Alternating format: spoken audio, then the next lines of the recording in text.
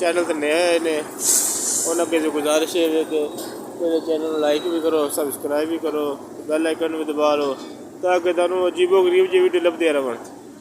मैनू वल को नहीं आता वीडियो बनाने का, ये तुसा दोस्तां दसना वे, समझाना वे भी इत्थे वीडियो बननी है, तेरी गलती है, तेरी कमी है, इनू ठीक कर, ठीक इनू मजीद ठीक कर। इस तरह ही सिलसिला मैं इंशाअल्लाह तुहाडे कोल सीख लेना यूट्यूब का भी।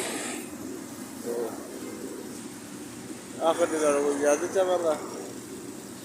मशीन जरा करीब होकर तुहानू दिखा ला मैं।